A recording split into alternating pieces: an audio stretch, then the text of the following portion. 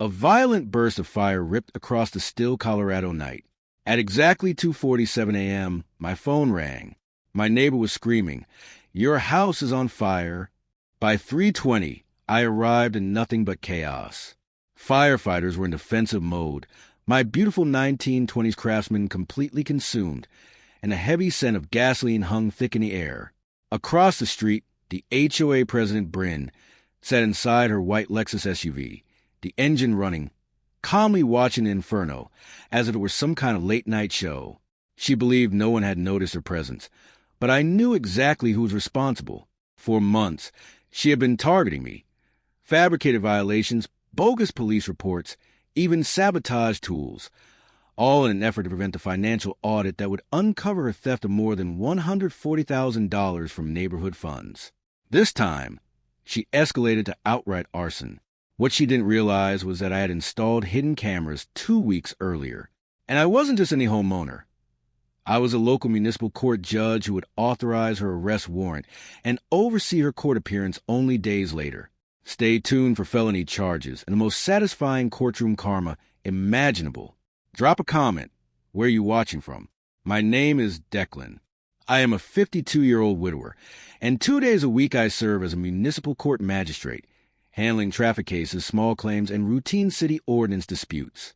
The remaining 3 days, I restore historic homes. It's therapy for me. After my wife, Iris, passed away 3 years ago, stage for ovarian cancer, the relentless kind that offers no compromise, I needed something tangible to focus on. I needed work that allowed me to use my hands, something where progress was visible, where I could rebuild what had been broken and make it whole again. Iris grew up in a 1920s Craftsman bungalow, yellow siding, a wide front porch, and thick wooden columns like tree trunks guarding the entrance. Every holiday and every summer, we visited her childhood home. She would guide me through each room, pointing out the details. Original crown molding, the built-in breakfast nook, the way the afternoon sunlight stretched across the hardwood floors in the living room. So when I discovered an almost identical Craftsman in a neighborhood called Ponderosa Bluffs, just 40 minutes outside Denver, I didn't even negotiate the price. I closed in January. The plan was straightforward. A full gut renovation, restoring every detail exactly as Iris had described, and then donating the home as transitional housing for cancer survivors, people who needed a peaceful place to recover without the burden of rent. The house carried the scent of my grandfather's workshop, aged pine sap, plastered dust, and that unmistakable aroma of century-old would bear in the weight of walls for 100 years. The floorboards creaked beneath my boots at 6 a.m., long before the world stirred awake. I loved it instantly. Then I met Bryn Castellane. She appeared the very day I finalized the purchase. I heard her heels striking the gravel driveway before I saw her, sharp clip taps, like a metronome set permanently to irritation. She had bottle blonde bob, a tennis visor despite the January overcast, and a clipboard clutched like a weapon. "Your lawn situation is unacceptable," she announced. No greeting, no welcome to the neighborhood. I glanced at the grass. It was January. The lawn was dormant. CCNR states grass height maximum 2.5 inches, she continued, producing a tape measure, an actual tape measure, as though she were about to present evidence in court. This measure is 4.7. I checked. I chuckled, assuming she was joking. She wasn't. $150, she declared, handing me a pre-printed violation notice. Certified mail will follow. Her perfume reached me next, an aggressively floral scent, as if funeral lilies had been crammed into a bottle of Windex. It stung my sinuses. "I'm Bryn Castellane, HOA president 4th term," she said, delivering the title as though it were nobility. I introduced myself politely, assuming it was simple bureaucratic excess, a small-town HOA leader with too much time and too little perspective. Over the following 3 weeks, I received 7 additional certified letters. 7. Mailbox painted the wrong shade of black. Apparently graphite noir violated code, while only midnight onyx was acceptable. A construction dumpster visible from the street, despite my permit application still pending approval. A work truck parked overnight in my own driveway. An unapproved exterior paint sample, with stain tests on the back porch that were completely invisible from a road. A pattern emerged. My neighbors had identical violations, same mailbox color, same trucks, same renovation clutter, yet none of them received letters. Only me. Then Bryn said something that sent a chill up my spine.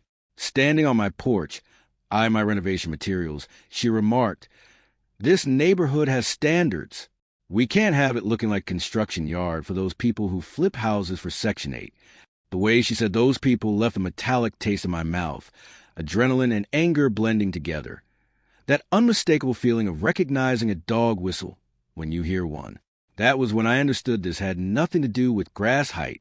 In late February, I was replacing the electrical panel. I had hired a licensed electrician, secured all required permits, everything strictly by the book, when a county building inspector arrived. "Got a complaint," he said, clearly uneasy. "Unpermitted electrical work." I showed him the permits, the electrician's license, and the inspection schedule we had already filed. The inspector, an older man with a name tag reading Ernesto, reviewed the paperwork and then looked at me. "Yeah, I thought so," he muttered. "Want to see the complaint photos?" He displayed images on his tablet.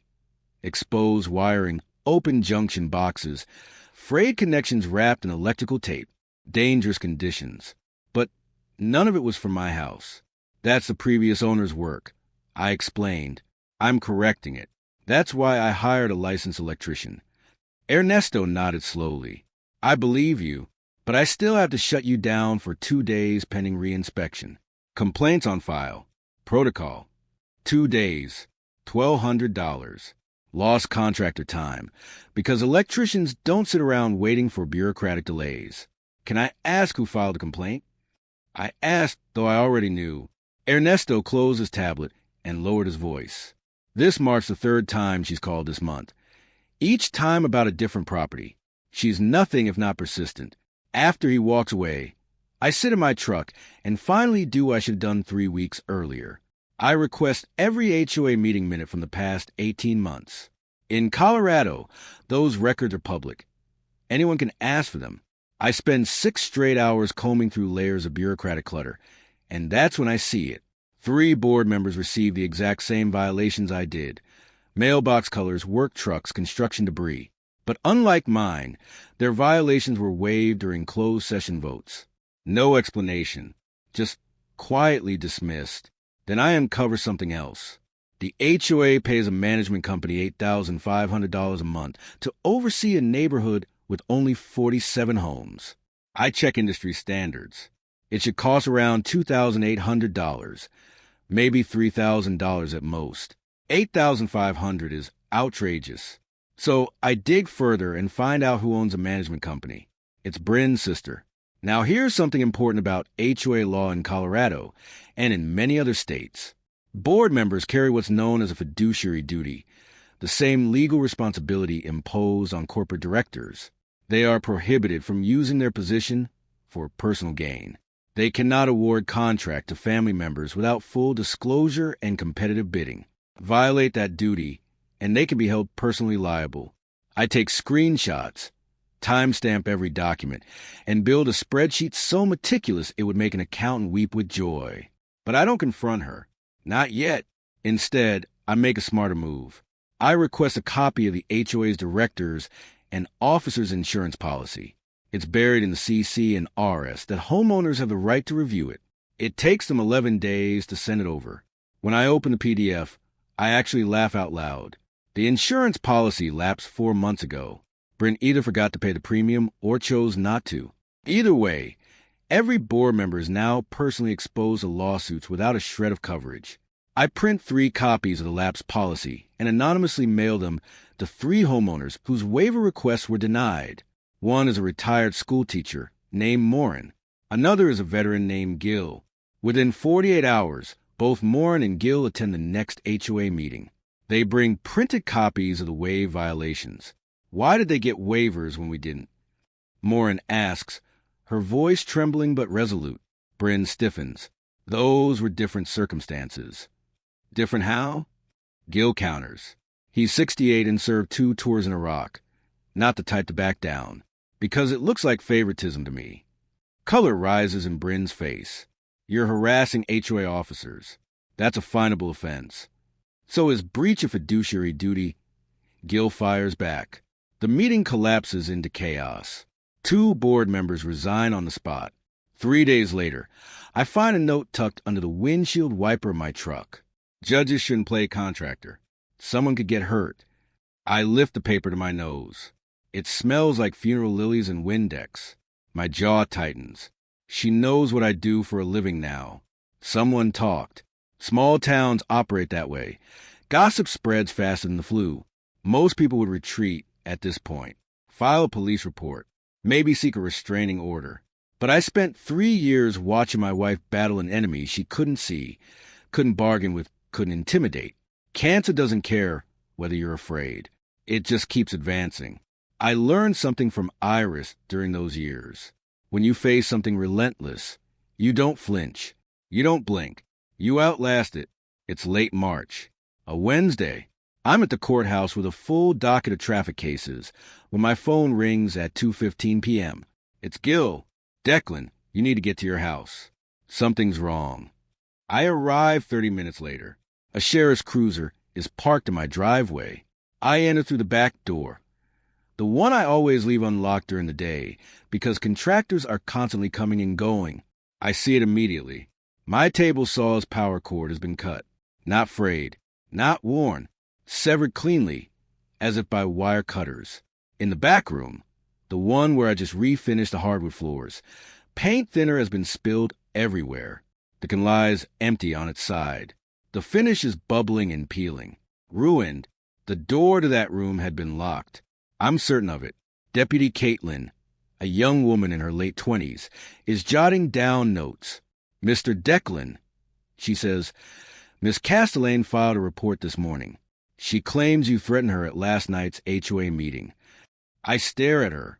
I wasn't at the meeting. I was in court. I show her my calendar.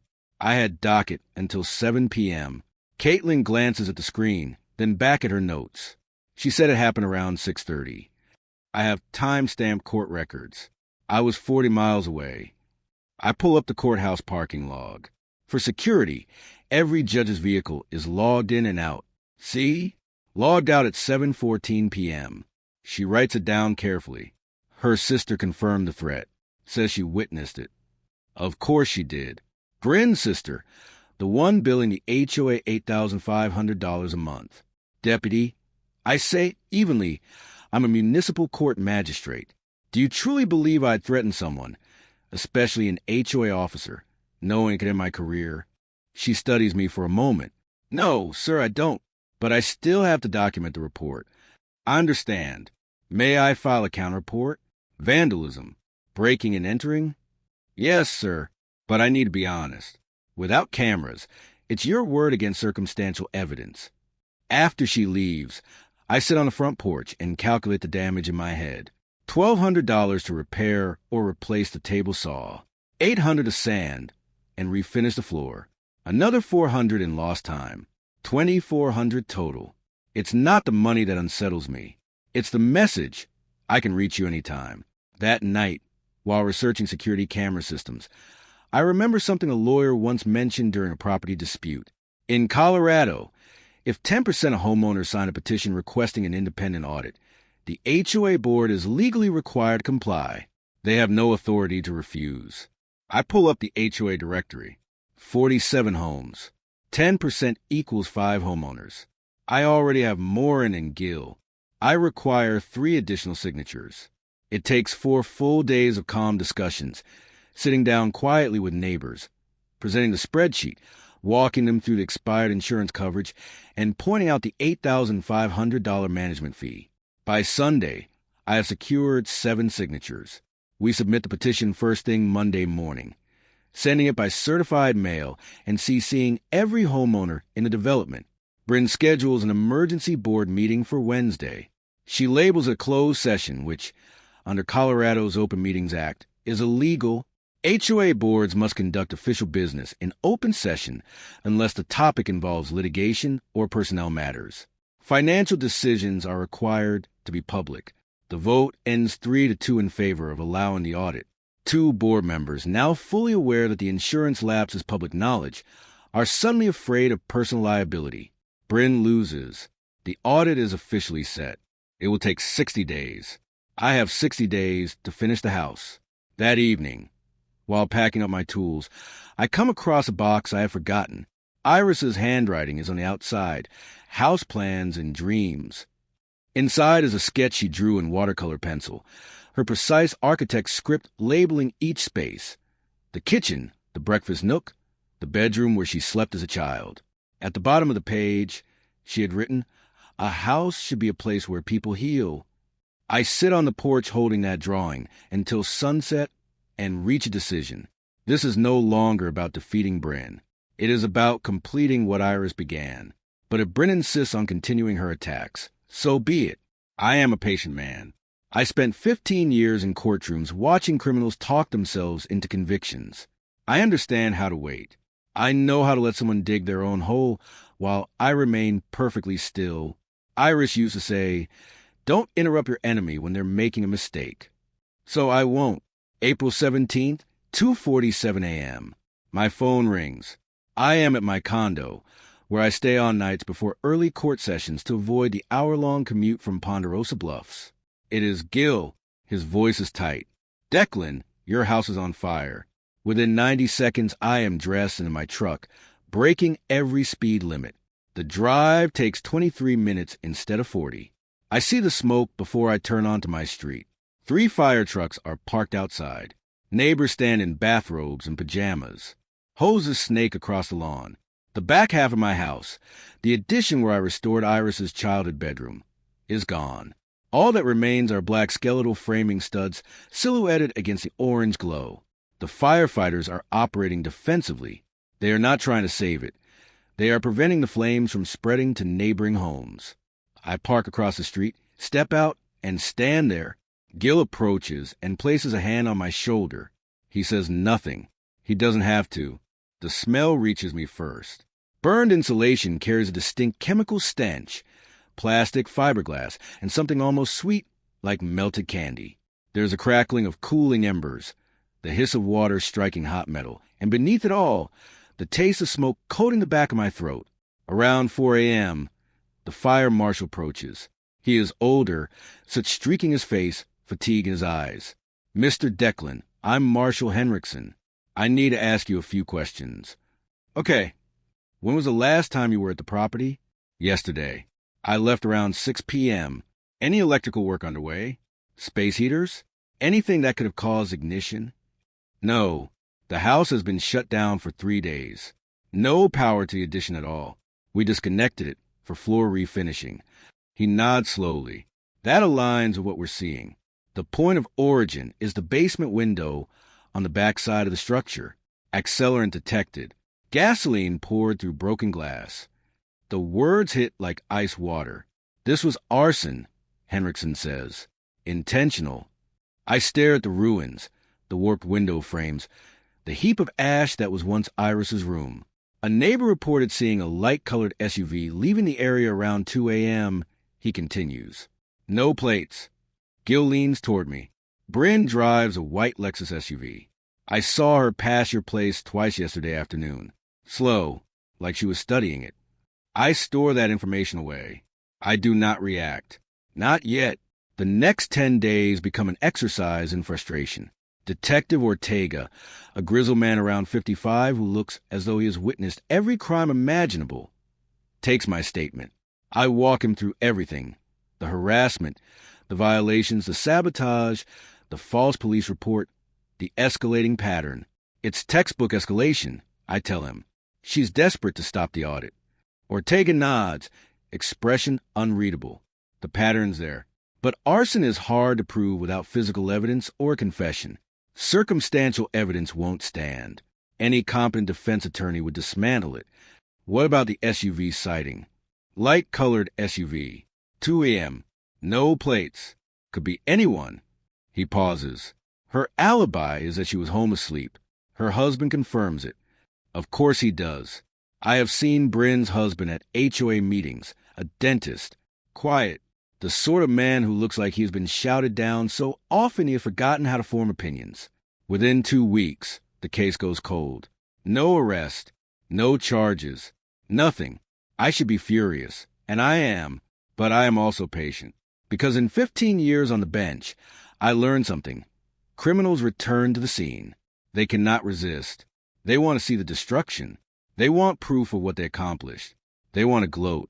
So I take 3 steps. First, I file the insurance claim, State Farm Policy Maximum, and play the role of the devastated homeowner. Let them believe she has won. Then I begin the cleanup. I hire a crew and start clearing the debris, acting defeated in front of the neighbors. Third, and this is the crucial step, I install 4 hidden cameras, motion-activated, cellular-connected, battery-backed, recording in 4K resolution. I place one on each corner of the property, angled to capture every possible approach. They're completely legal. It's my property. Under single-party consent in Colorado, I can record anything that happens on my land. And during the day, I leave the house unlocked. Not very smart, right? Almost inviting trouble. But that's exactly what I'm doing, inviting it. I once read a case study explaining that criminals with narcissistic tendencies can't resist returning to confirm their victory. It's a compulsion, especially when they believe they've gotten away with something. 3 days later, my phone pings, a motion alert from camera 2. I open the app, and there she is, Bryn Castellane, strolling across my property at 2:20 in the afternoon, looking around as if she owns the place. The audit report arrives on June 3rd, 62 days after fire. I'm in my chambers reviewing traffic case files when the email comes through. There's a PDF attached, 47 pages. I open it. Page 6 makes me sit upright. Page 12 makes me whistle. Page 19 makes me laugh out loud. The auditor, a firm out of Colorado Springs with no local ties and fully independent, didn't just uncover accounting errors. They uncovered a crime scene. Here's what Bryn and her sister's management company did. Over 3 years, they billed the HOA for landscaping maintenance that never occurred, ghost invoices, fabricated work orders. They generate a fake receipt for $1,200 worth of tree trimming, submit it, receive reimbursement, and pocket the money. They repeated this 43 times. Total theft, $147,000. But it gets better. Bryn personally received $38,000 in consultant fees from her sister's management company. These payments were never disclosed, never approved by a full board vote, just compensation for consulting services the audit doesn't describe, because there's no documentation, because it was a kickback. The HOA's reserve fund, the emergency account meant for major repairs, insurance deductibles, and legal fees, should have held $180,000. The current balance? $4,200. The money had been transferred out in chunks over 2 years. Each line item read, emergency repairs, yet there were no receipts, no contractor invoices, no work orders. The funds simply vanished. And here's the detail that will put Bryn in handcuffs. To move that money, she needed dual signatures on any check over $5,000. It's written in the HOA bylaws. The president and the treasurer must both sign. The treasurer, a quiet Polish man named Potter, never signed those checks. Bryn forged a signature, twice. The audit includes forensic handwriting analysis. It's not even close. She didn't attempt to make it convincing. Now, you might be wondering, isn't forgery difficult to prove? Not when you have the physical check bearing a fake signature and the real treasurer swearing under oath that he never signed it. That's slam-dunk fraud, felony theft, and breach of fiduciary duty. The auditor's final note, and I love this, reads, the patterns observed suggest intentional misappropriation rather than accounting error. We recommend immediate referral to law enforcement and consultation with legal counsel regarding board members' personal liability. I forward the audit to all 47 homeowners. Within an hour, email chains are exploding. By evening, a recall petition is circulating. By the next morning, 3 board members resign. Potter, the treasurer whose signature was forged, files a police report for identity theft and fraud. 4 days later, the community meeting is standing room only. 32 homeowners show up. The conference room smells like burnt coffee and rage-soaked sweat. Bryn arrives with a lawyer, expensive suit, Slick back hair. The type who charges $400 an hour say, no comment. Her defense? Accounting errors. My sister's bookkeeper made mistakes. We'll repay the money. Morin stands up. You stole $147,000, and you're calling a mistake? Bryn's face turns red. I didn't steal anything. This is a witch hunt orchestrated by people who hate following rules. Gil rises next. You forged Potter's signature. That's a felony. The lawyer places a hand on Bryn's shoulder, trying to quiet her. She shrugs him off. This is ridiculous. I've given 4 years of my life to this community, and this is how you treat me.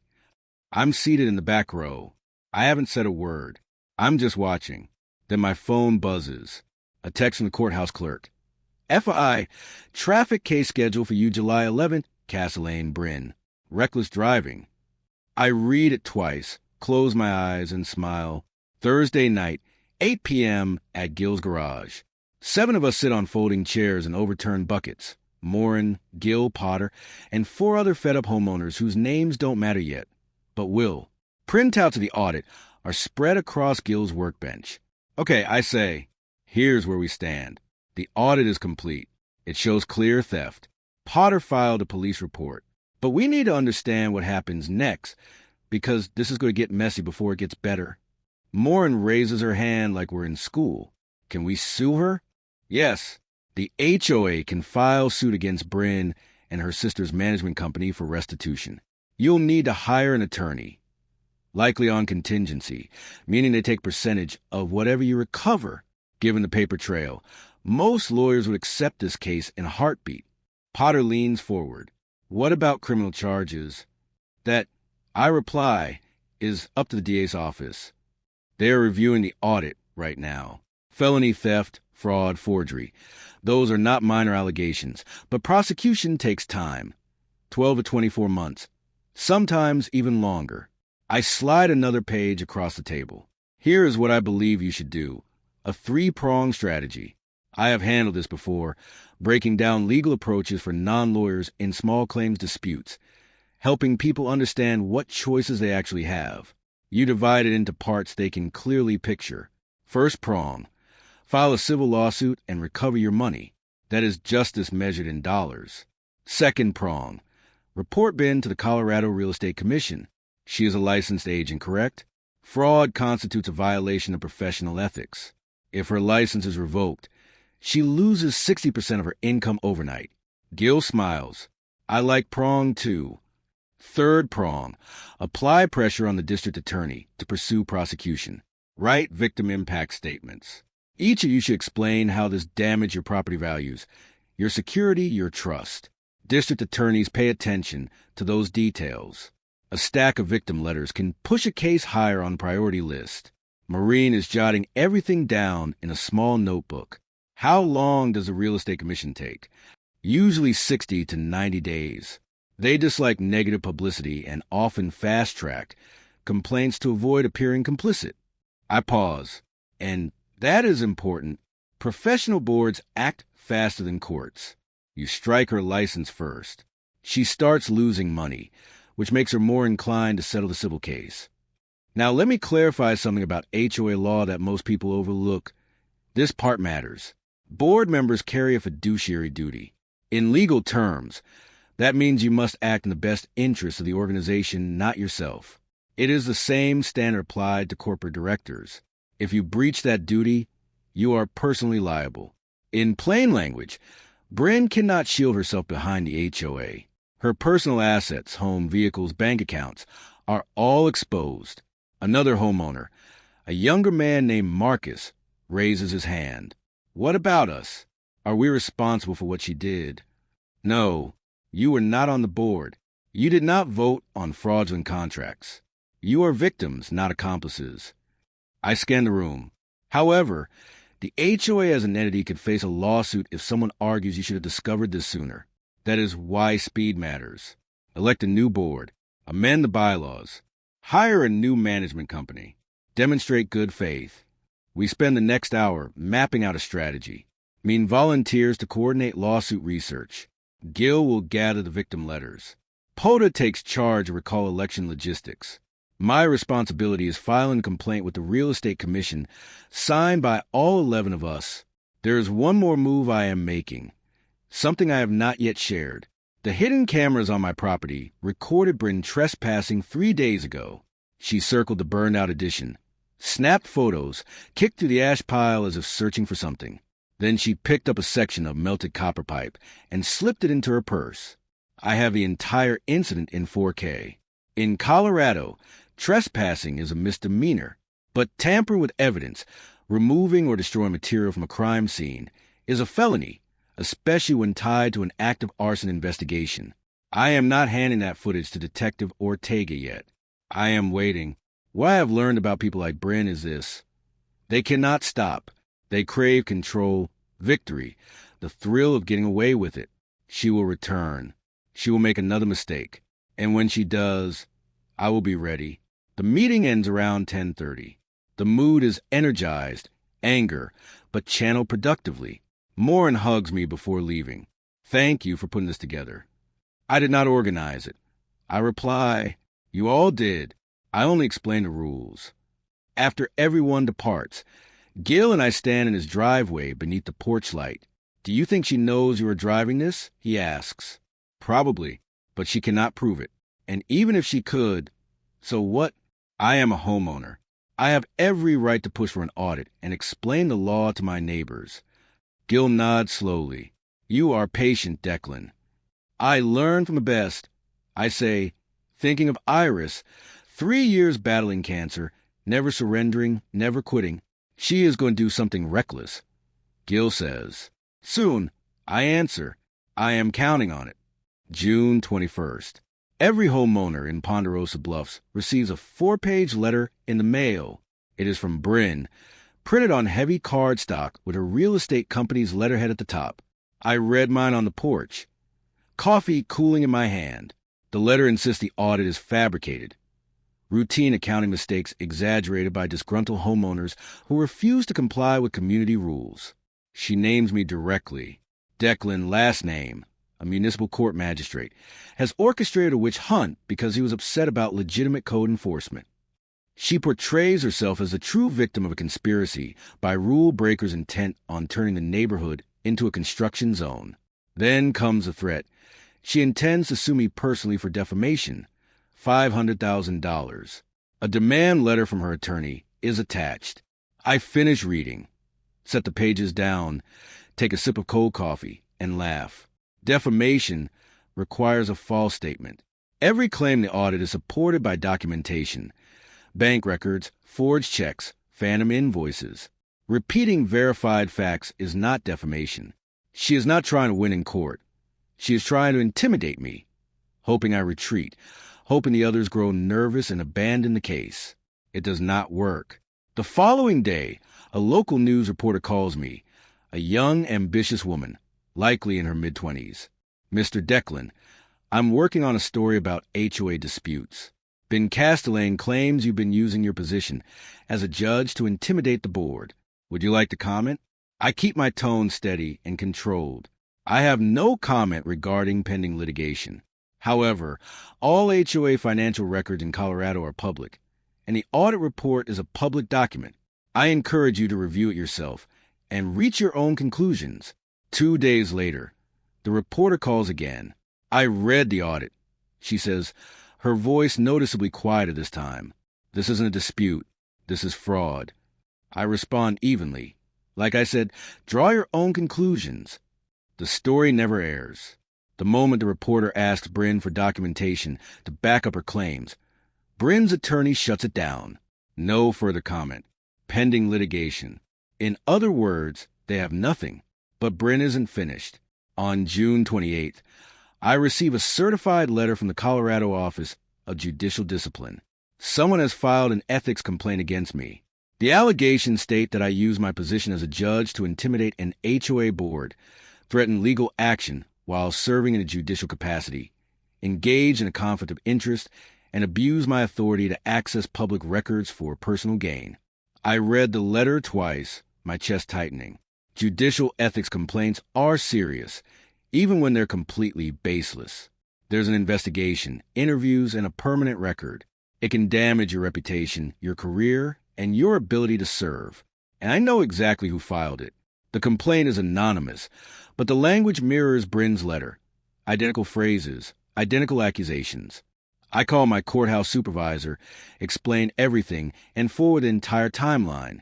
The audit, the harassment, the arson, every detail. She reads through it carefully. Declan, you didn't do anything wrong. You're allowed to be a homeowner. You're allowed to advocate for your community. Requesting public records isn't an abuse of authority. It's your legal right. I know, I reply, but she's trying to create smoke. The ethics board will investigate, but this isn't going anywhere. Just cooperate. Tell the truth, and it'll be dismissed. She's right, but the process takes months, and it's a distraction. Exactly what Bryn wants. That night, I sit alone in my condo, staring at Iris's photo on the bookshelf. Some neighbors have left notes on my truck. Passive-aggressive messages clearly from Bryn's remaining allies. One reads, "Judges should follow rules, too." Another says, "Your wife will be ashamed." That second note feels like a punch to the chest. I sit there for nearly an hour holding it, wondering whether Iris would be ashamed. Am I pursuing justice, or am I driven by revenge? And is there even a difference anymore? Around 9 p.m., Morin arrives at my door, carrying a container of soup. "You look terrible," she says, brushing past me into the kitchen. "Thanks. Bryn is trying to break you. You realize that, right?" "I know." She places the soup on the counter and turns to face me. "Iris fought cancer for 3 years. Do you really think she'd want you to quit now?" I don't answer.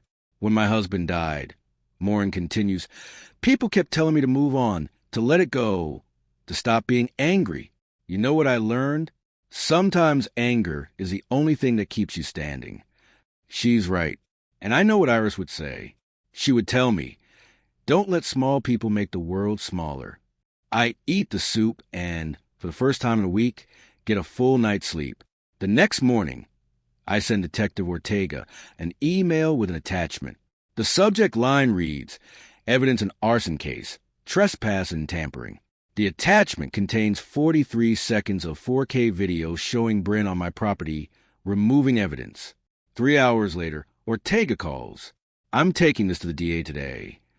On July 7th at 8:45 p.m., there's a knock at my condo door. I'm not expecting anyone. I check the peephole. It's Bryn. My address isn't public, and I've never used it on any HOA documents. She must have searched property records or followed me. Either way, it borders on stalking.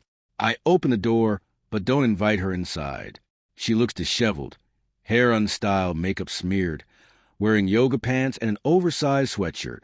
This is not the polished HOA president I met in January. "Declan, please.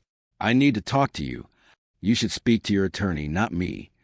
"Please," she says, her voice breaking. 5 minutes. Against my better judgment, I step into hallway and pull the door nearly shut behind me. I'm not letting her inside.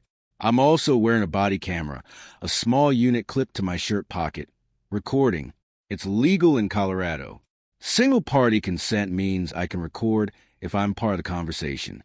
"What do you want, Bryn?" She takes a shaky breath. "I'll resign from the HOA.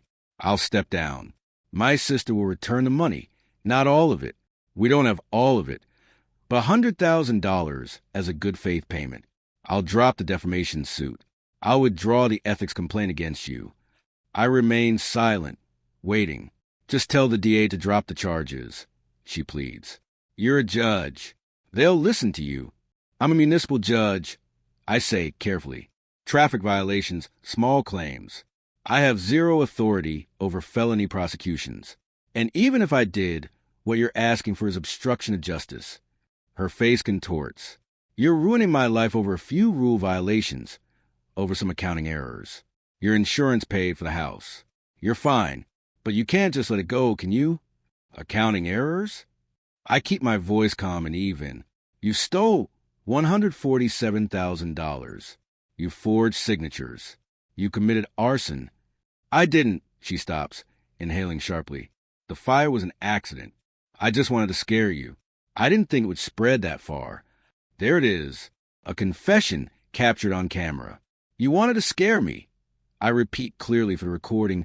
By setting my house on fire? She realizes what she said.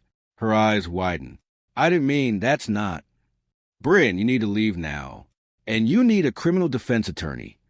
Not the one handling your defamation case. Someone who specializes in felonies. You're destroying my life, she screams, mascara running, her voice echoing through the hallway. Over a fire. Your insurance paid for it. It was just property. It was my wife's dream, I say quietly. And you burned it to the ground because I asked for an audit. She begins to cry, and within seconds the tears erupt into full-blown screaming. You think you're so righteous? You think you're better than me? You're just, I think you should go. Her eyes catch the small camera clipped to my shirt. She lunges toward it, but I step back. Don't. She stops cold, staring first at the camera and then at me without another word.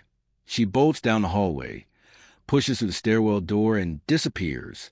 I return inside, lock the door, lower myself onto the couch, transfer the video onto 3 separate drives, and wait. The following morning, July 8th at 11 a.m., Bryn is taken into custody at her real estate office. The charges are severe: arson, a Class 3 felony; tamper with evidence, a Class 6 felony; criminal trespass, attempted bribery of a public official; theft of HOA funds. For bail, she withdraws $80,000 from a slush fund account to cover the $75,000 cash requirement. Later, the treasurer discovers the account completely drained. At the bail hearing that afternoon, the amount is confirmed at $75,000 cash. Her husband never appears. Instead, he files for divorce that same day. She posts bail using what remains of the HOA slush fund, which leads to an additional theft charge filed 48 hours later. Local news stations broadcast the story. HOA president arrested for arson and embezzlement. It leads the 6 p.m. segment. Morin is interviewed, calm, composed, articulate. This isn't about petty HOA disputes, she explains. This is about a public official who abused her authority, stole from her community, and resorted to arson when questioned. Detective Ortega appears next, holding up a still image from my security footage. Bryn standing amid the charred remains, removing copper pipe. The evidence speaks for itself, he states. Reporters attempt to question Bryn, but her attorney releases a statement. Miss Castellane maintains her innocence and looks forward to her day in court. That evening, I drive out to the house. Reconstruction is nearly complete. Insurance funds cleared quickly. Contractors move fast. New framing, new windows. The additions rebuilt. The bedroom Iris once sketched is beginning to take form. I stand in what will become the living room and search for a feeling. Triumph, vindication, satisfaction. What I find instead is exhaustion. Iris would have approached this differently. She would have been diplomatic, graceful. She might have found a resolution that spared anyone from jail. But then I think about the other 11 homeowners, the drained reserve fund, the threats, the climate of fear Bryn cultivated. And I understand something. Justice is not revenge. It is prevention. It ensures she cannot harm anyone else again. My phone vibrates. A reminder from the court clerk. Traffic docket tomorrow at 9 a.m. Castellane case. I read the notification 3 times. The next morning, July 11th at 8:45 a.m., I stand in chambers putting on my robe, black polyester, front zipper, the Colorado state seal embroidered over the left breast. I have worn it countless times. Today it does not feel routine. It feels like armor. I review the docket once more. Case number 24 TRC 8844. City of Denver versus Bryn Castellane. Reckless driving. 93 and a 55, adjacent to a school zone. Citation issued April 19th. At 8:58 a.m., I enter Courtroom 3B. The gallery is unusually full. Municipal traffic court rarely attracts spectators. Most days there are 5 defendants at most, sometimes a relative or 2. Today, 32 people fill the seats. I recognize many of them: Morin, Gill, Pod, 8 other HOA homeowners, the local news reporter with photographer, Detective Ortega seated in the back row with his arms crossed. At the defense table sits Bryn Castellane beside her attorney. not the criminal defense lawyer, but someone else, a cheaper hire for a traffic matter. The man wears a wrinkled suit and looks as though he is only a couple of years out of law school. He appears uneasy. Bryn is facing away when I enter. All rise, the bailiff announces. Court is in session. The Honorable Magistrate Declan presiding. She stands, turns, and sees me. The color drains from her face in visible stages. Spray to an orange fading to pale pink, then to the color of courthouse marble. Her mouth opens, closes, opens again. No sound emerges. I take the bench, settle into my seat, and arrange the papers before me. The room smells faintly of floor wax and aging legal briefs. The air conditioner hums steadily. Even from 15 feet away, I can hear her shallow breathing. Good morning. I begin, my tone neutral and professional. Court is now in session. Case number 24 TRC 8844. City of Denver versus Bryn Castellane. Defendant present. Her attorney rises. Yes, Your Honor. Miss Castellane, you are charged with reckless driving, exceeding the posted speed limit by 38 miles per hour in a school zone. How do you plead? Her attorney attempts to interject. Your Honor, given my client's current legal circumstances, we respectfully request a continuance. Denied. I cut him off. This court's jurisdiction is limited strictly to traffic matters. Any other legal issues your client faces are irrelevant to the day's proceeding. I look directly at her. Ms. Castellane, how do you plead? Her voice is barely audible. Not guilty. Very well. Prosecution, you may proceed. The city attorney, Sarah Tatum, efficient, sharp, direct, stands. Your Honor, the people submit dashcam footage from Officer Rodriguez's patrol vehicle, time-stamped April 19th at 2:47 p.m. The video plays on the courtroom monitor. The image is unmistakably clear. Bryn's white Lexus SUV traveling 93 miles per hour in a 55 zone. The patrol car speedometer is visible. Children can be seen on the sidewalk near a school crossing. The footage also captures her tossing a lit cigarette out of the window, littering. And when Officer Rodriguez pulls her over, she makes an obscene gesture at him before finally stopping the car. A murmur ripples through the gallery. Sarah takes her seat again, and the room gradually settles. I turn toward the defense attorney. Your witness may testify, if she wishes. He rises and clears his throat. Your Honor, my client admits she was speeding, but maintains that the speedometer in her vehicle was malfunctioning. She was unaware of her actual speed. Miss Castellane, I say, fixing my gaze on her, did you not notice that you were passing other vehicles traveling at a normal speed? She stares back at me without answering. Miss Castellane, I was distracted. Were you aware that you were in a school zone? Signs are posted 500 feet in advance.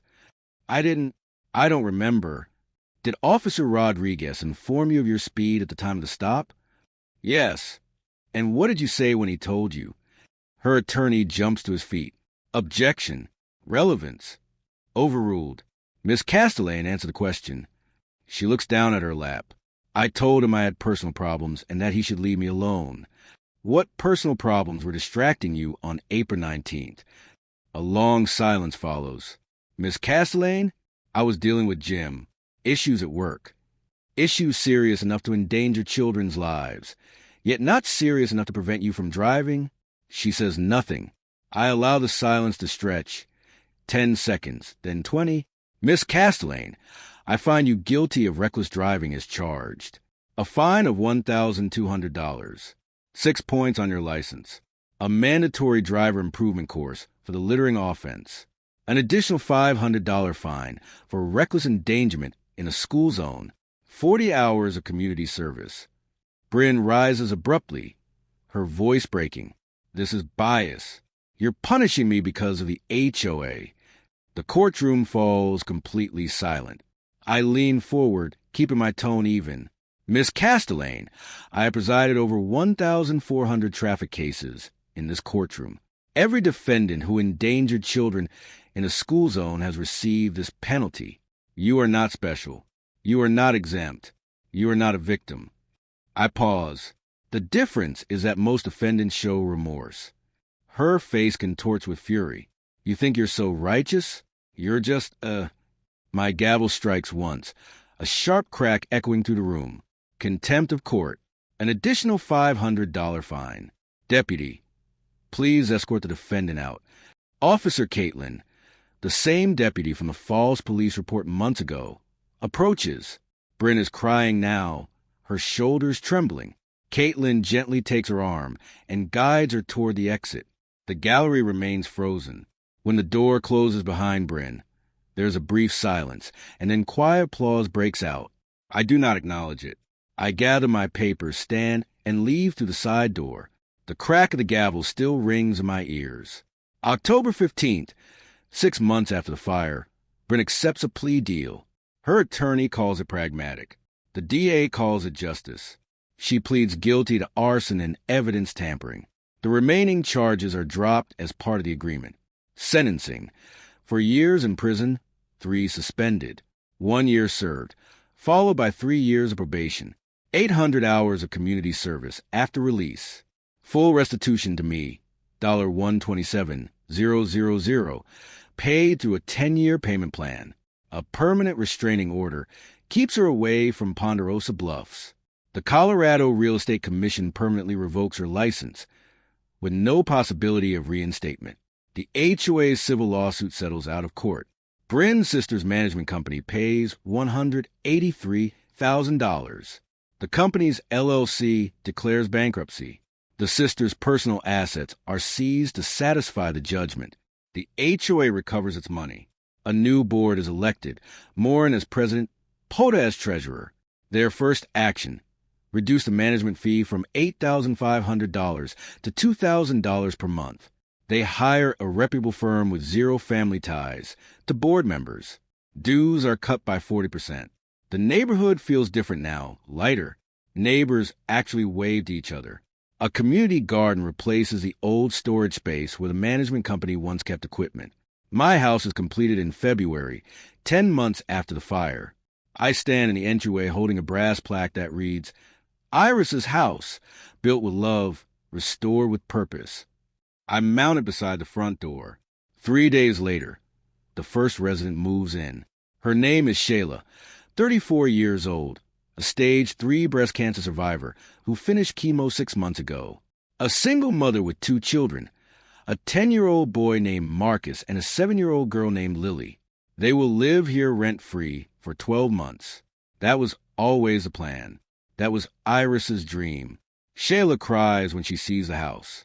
She walks from room to room, touching the walls as if afraid it might disappear. You're sure? She keeps asking. You're sure this is real? It's real, I tell her. Take your time. Heal. That's what this place is for. Over the following months, something unexpected happens. The house becomes a gathering place. Morin hosts her book club there. Shayla welcomes the company. Gil starts running chess lessons for neighborhood kids in a living room on Saturday mornings. Marcus begins learning basic carpentry from me. How to read a tape measure, how to drive a screw straight. He starts calling me Uncle Deck. I never plan on that, but I accept it. With the $127,000 in restitution from Bryn, I do something Iris would have loved. I establish a nonprofit, the Iris Fund. Its mission: transitional housing assistance for cancer survivors in the Denver metro area, rent subsidies, home accessibility modifications, and legal advocacy when insurance companies deny claims. In the first year, we helped 14 families remain housed during treatment. We launched an annual fundraiser, the Ponderosa Hope Festival, a summer block party with food trucks, live music, and craft vendors. The first year raises $38,000. Bryn's crime, her arson, her theft, or cruelty, ends up uniting community and creating lasting good. There's an irony in that, one I think Iris would appreciate. People sometimes ask if I feel bad that Bryn went to prison. The honest answer is no. She had 100 chances to stop, 100 opportunities to admit fault, to apologize, to make things right. Each time, she chose escalation. Still, I think about her. I wonder whether she understands what she truly destroyed. Not the house that was rebuilt, but trust, safety, and the belief that communities can be places where people look out for one another instead of tearing each other apart. I'm sitting on the porch of Iris's house at sunset. Shayla's children are playing in the yard. Maureen is inside preparing dinner. She says the kitchen is too beautiful not to use. Gil is on his way for chess. And I realize this is what Iris wanted. Not revenge, not punishment, just people healing together. So here's my question for you. What's your worst HOA nightmare? Share it in the comments. The Wildest Story gets featured next week. And hit that subscribe button for more stories where the underdog actually wins. Because sometimes justice isn't just a feeling, it's a choice. Thanks for watching.